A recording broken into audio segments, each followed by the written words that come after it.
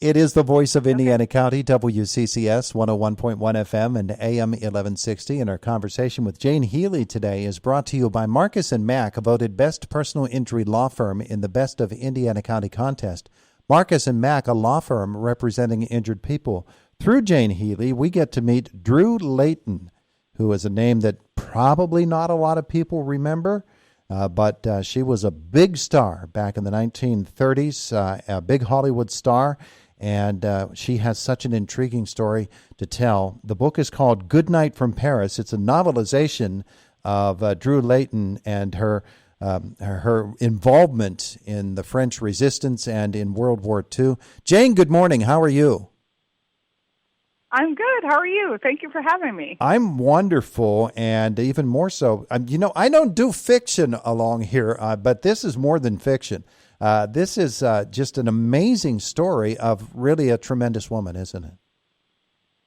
It really is, and it's new for me too because my other three novels are based in historical research and fact. This novel, Drew Layton is the main character and the protagonist, and she was a real person in history. So this was a new challenge for me, but her story was so fascinating, I had to try to tell it. Where did you find it? I actually first found Drew when I was researching my last novel, The Secret Stealers. That was a World War II novel based on the women of the OSS, the Office of Strategic Services, the precursors to the CIA. So I was reading a lot about France, the French Resistance, American expatriates in France, and I discovered Drew then. She was an American expatriate. She was a rising star in Hollywood. She's a Hollywood starlet in the 1930s, known mostly for her role in the Charlie Chan films. She starred in several Charlie Chan films, and then she was doing some theater work on Broadway and met Jacques Tartier, fell madly in love, and left Hollywood behind for France, and married him and moved to France in 1938. And then, of course, we know what happened then. He went off to war in 1939. And the two of them became separated and were only able to correspond sporadically. Meanwhile, she is stuck, if you will, in Paris. She doesn't want to leave what is now her home and go back to America and start acting again in movies. She wants to stay there, but she also needs to find a way to get herself involved. And she sort of stumbles into this role as a radio broadcaster back to America. And this actually happened. Yes, it actually happened. She was given the chance to leave multiple times, but she was like, no, this is my home now. I want to be as close to my husband as possible. And so she was one of the American expatriates who decided to stay. And so she was offered this role as a broadcaster, essentially as like the first voice of America in Europe, broadcasting to the United States. She'd work nights because the time difference. She'd work nights telling the American audience what was really going on the continent of Europe. And she, in fact, became so good at the job that the Germans started broadcasting on their own radio stations that she would be executed once France was occupied. And the story really becomes even more and more amazing and intriguing as it goes on. They do pay so much attention to her that she actually does put herself in very grave danger.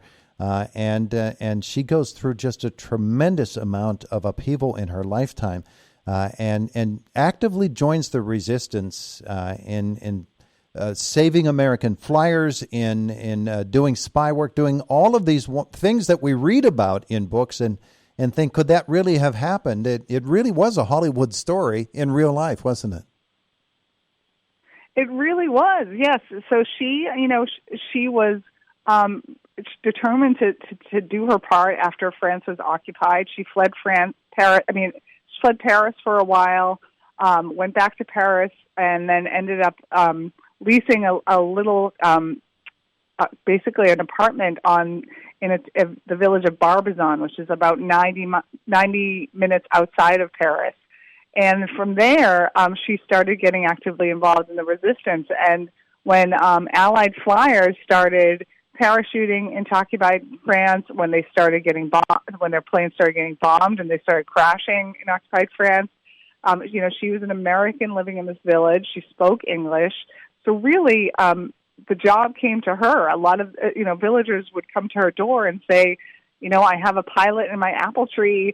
He doesn't speak French. Can you please help? And she really, she saw these Allied flyers. They were American and British and Canadian, and they were young guys, and she felt very kind of maternal towards them and was determined to help them escape and get back to safety.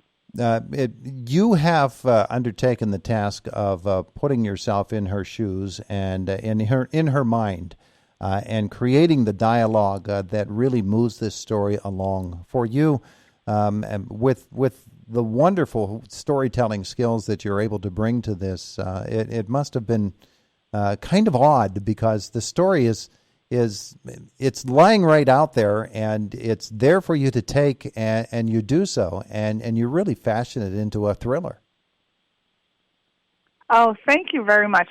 Thank you for the kind words. This was really challenging because she was a real figure in history, and it was so important for me to honor her voice and her, who she was as a person, and really stick to the facts of her story as much as possible. But then, of course, this is a novel, and it's fiction. It has to be entertaining. It has to have a beginning, a middle, and end. So balancing that was a challenge. But she actually wrote an autobiography in 1946 about her time during the war. It was really small, out of print. I found it an old, dilapidated copy on eBay, actually. So that was one primary source that was really an incredible resource in terms of getting to understand who she was.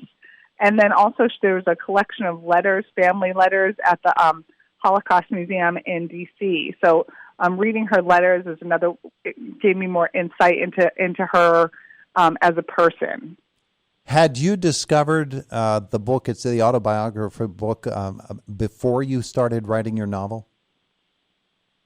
I did, because anytime I look at, when writing historical fiction, the research is kind of my jumping off point. The history is my jumping off point, and I really needed to, there had to be enough there in order to tell her story properly. So the autobiography was one of the sources. The letters was another. Of course, there's tons of old newspaper articles, things like that as well. But those two sources were. Once I had those, I was like, okay, I think I can understand who this woman was and what her story is, and how I can mold it into a fictional piece of work. Only a few moments left with Jane Healey, the author of this amazing book, Goodnight from Paris, a novel. And we're talking about Drew Layton, who is the subject of this novel. I'm sure most everybody is gone from that era. Drew would have been something like 120 years old this year. But have you been able to talk to anybody, or have you heard from anybody who knew her or who had a chance to know her story before? Yeah, excellent question. Actually, when I was finishing the draft, I was sending it off to my editor. I was like, this is going to be out in the world. I think it's important to try to connect if there's any descendants of Drew out there. And so I tracked down her grandson on Ancestry.com, as a matter of fact, and then he introduced me over email and phone to her granddaughter. So that was really amazing. And it was important for me I wanted them to know the book was coming out. I wanted them to have their blessing. I wanted them to be on board with it. And they've been wonderful. Tracy and David, they've been absolutely fantastic. Tracy actually sent me some of Drew's old scrapbooks to scan so I can have some of her pictures and, old newspaper articles and things on in my presentations and on my website and things like that. She is Jane Healey. She's the author of the Saturday Evening Girls Club, The Secret Stealers, The Beantown Girls, and now Goodnight from Paris. It really is a wonderful read and a beautiful job by you, and I want to thank you for coming on and visiting with us today. Oh, thank you so much again for the kind words, and I really appreciate being on, Todd. Thank you. Have a wonderful day. You too. Take care. Bye now. Bye now.